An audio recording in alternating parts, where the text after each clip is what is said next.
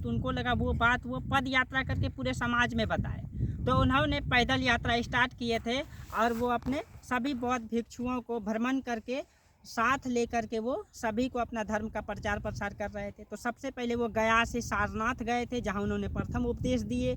उसके बाद वो वाराणसी गए, उसके बाद वो फिर से गया आए, फिर वैशाली आए, फिर राजगिरी आए, फिर कपिलवस्तु जहाँ उनका जन्म हुआ था वहाँ गए, फिर उसके बाद वो जो है वैशाली आए थे। माना जाता है कि वैशाली के बाद वो अंग प्रदेश आ रहे थे, वही अंग प्रदेश भागलपुर और मुंगेर का क्षेत्र।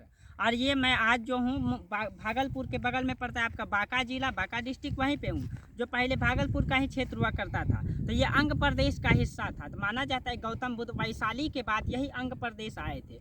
बौद्ध ग्रंथ में ये जो भदड़िया गांव है, भदड़िया पंचायत है, इसका नाम भद्य नाम से आया है। और उस प्राचीन काल में यानी आज से लगभग 2600 साल पहले गौतम बुद्ध का जन्म माना जाता है। और उस समय ये भदड़िया गांव जो है इसका उल्लेख आया है बौद्ध ग्रंथ में। बौद्ध ग्रंथ में ये भदड़िया पंचायत को भद्य कहा गया है। और ये प्रदेश जो है उस समय व्यापारिक केंद्र हुआ करता था और यहाँ बड़े बड़े व्यापारी हुआ करते थे। जब गौतम बुद्ध यहाँ आए थे तो यहाँ का एक व्यापारी थे मुंडक। कहा जाता है कि मुंडक ने गौतम बुद्ध का स्वागत के लिए अपनी पोती को वो जो है गौतम बुद्ध के स्वागत के लिए भेजे थे, जो मात्र 7 वर्ष के थे। और जब यहाँ गौतम बुद्ध आए थे तो यहाँ पे कहा जाता है कि अपना धर्म का प्रचार प्रसार किए। उनकी पोती को जो है मात्र 7 वर्ष के, उसको बौद्ध धर्म में दीक्षित किए।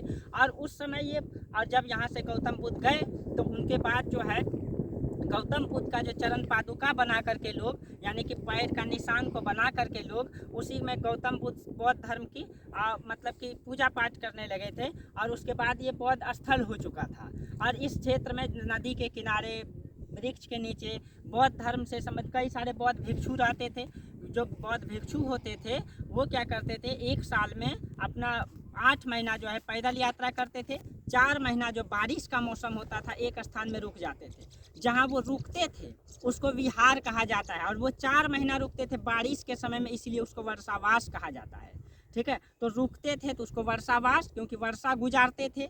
और जहाँ रुकते थे वो उसको विहार कहा जाता है। और इस क्षेत्रों में, पूरे बिहार के क्षेत्रों में उस समय बहुत सारा विहार हुआ करता था, इसीलिए बिहार का नाम बिहार पड़ा है। और वो यही क्षेत्र है जहाँ पे पूरा स्थल पाए गए खुदाई करके। और यहीं पे नीतीश कुमार का हवाई जहाज यहीं लैंड किया था, यही आसपास का इलाका है, यहीं लैंड किया था।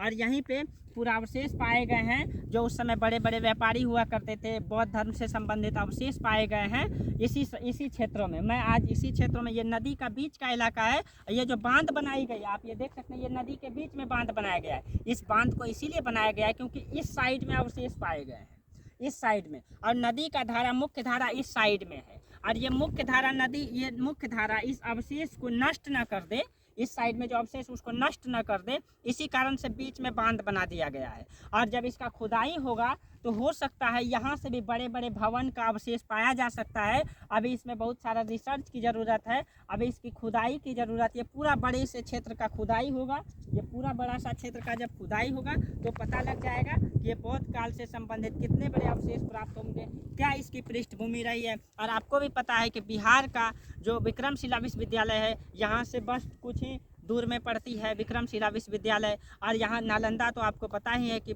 मतलब नालंदा डिस्ट्रिक्ट में गया के बगल में जो पड़ता है आपका, वहाँ पाए गए हैं। तो ये कहीं न कहीं बौद्ध काल से संबंधित बहुत ही बड़े केंद्र रहा है ये। और उस समय इस पूरे क्षेत्रों में बौद्ध विहार हुआ करते थे, इसी कारण से तो बिहार का नाम बिहार पड़ा है।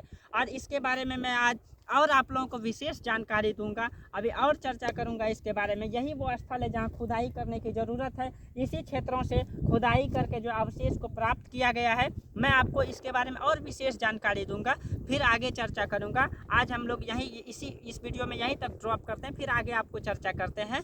ठीक है, थैंक यू।